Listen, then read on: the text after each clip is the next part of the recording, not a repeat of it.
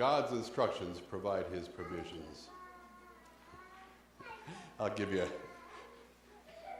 another personal example. Actually, when we were called to Texaco Conference, Amarillo, the president, when he called me up, he said, Norman, this was about his third call for other times, it was for other churches. He said, you'll have one church and you will do trust work part-time. Trust work means wills, trusts, etc., helping people in estate planning. And for some odd reason,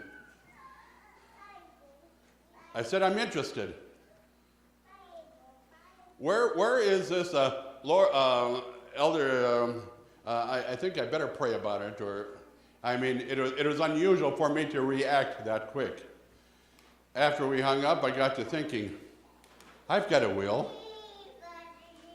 I'm not sure that I know what it says. And I'm going to be a part-time trust director and help people in estate planning. This doesn't make sense, Norman.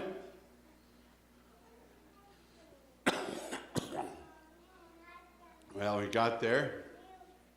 This was, 15th of March, I believe. And it was a busy year.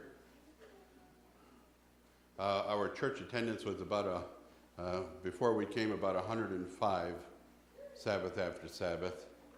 They like to kind of an average.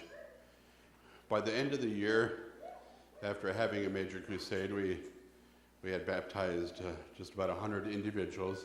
Our attendance went up to 230, give or take, Sabbath after Sabbath. And the number of trust documents, wills, that came in was, I did more documents than my predecessor had in the total of 5 years put together while he was there. Who did that? God. I can't take the credit.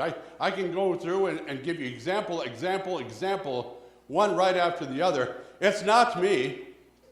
It wasn't me that had the 100 baptisms. No, it was God. It wasn't me that grew the church. It was God. It wasn't me that had the ability to go out and do this. It was God. He put the right things in the right place at the right time, and it was God. The fact is, if God asks you to do something, he will provide the means.